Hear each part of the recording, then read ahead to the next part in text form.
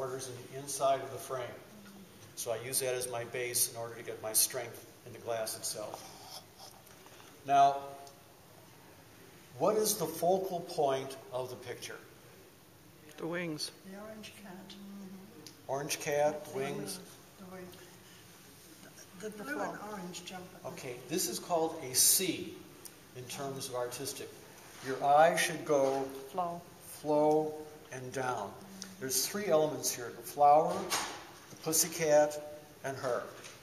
So your eye will move in the form of a C in terms of doing this. Usually there is a dominant feature. Who's doing the lady? Okay. In your picture, you either have the hands, the face, or the tree. In your case, the one that you want to see is the hands and the face. So that's the thing that you can use as your dominant. You also use that as your dominant color. Now, I did this for a couple reasons for the class over here. There's all different kinds of cutting in here. This is all hand cut, and with the edges over here, I would use the Taurus. But because the more you use the Taurus, the slower your piece is. It's a grinder. It's not a saw, it's a grinder. You can put your finger on it, you're not going to cut yourself. Well, it does hell to your fingernails, but it doesn't cut you. It's a grinder on a ring saw. So I would use this in order to get her features. This is all hand cut. There's no reason to use a Taurus for that. Her hair is in two parts, so I use the Taurus to make the cut itself. I use the grinder to put the pearls in to get the face. I started with the wings because I knew that the wings would be the most difficult in terms of the most work. I mean, it took weeks to do the wings. I like this. This one, the moon or sun, whatever you call it, that was all hand cut, and then I cut out where the bricks would be for the bricks itself. I cut that on the Taurus. Pussycat was a good, interesting type of thing. This is called lens glass, L-I-N-S. It's $175 a foot. So you don't try to make any mistakes on that. And the only way you can cut it is with the saw, because it's so thick. It's Czechoslovakian glass. It's poorly made glass. It's got lots of impurities. So you cut it with a regular cutter, your cutter goes all over the place.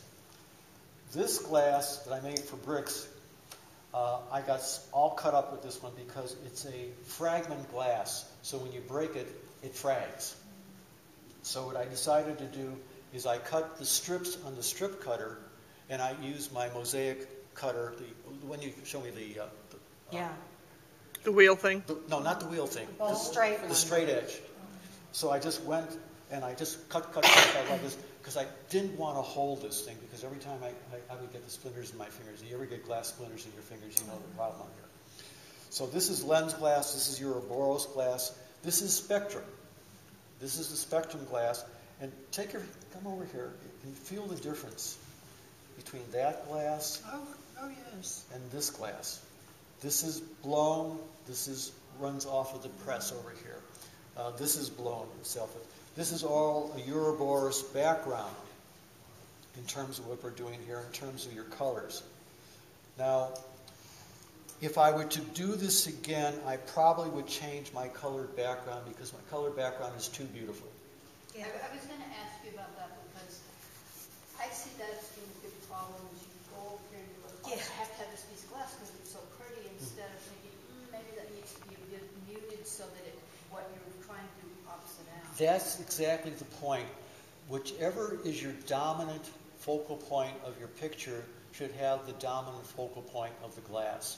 Like I was going to do dichroic for the jewelry. Well, dichroic is so beautiful. When I laid it down, all I saw was the dichroic. And that's not the purpose of the thing itself.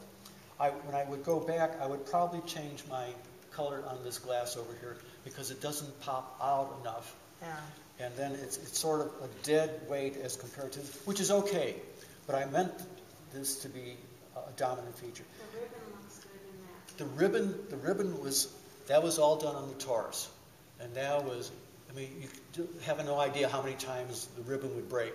But so if it broke, I just attach it. It's a mosaic, so you attach it point by point in terms of doing this. This I used white liner for point over here for the whiskers. This is all cut with the mosaic nippers in terms of laying that in. I used what's called a sable red for the grout. I usually basically two kinds of grout. I usually use charcoal or sable red. I bought you a whole box of charcoal. I have paper bags for you. Not paper bags, plastic bags. Take as much as you want. And feel free so you have grout when you leave the class. We may have time, some of you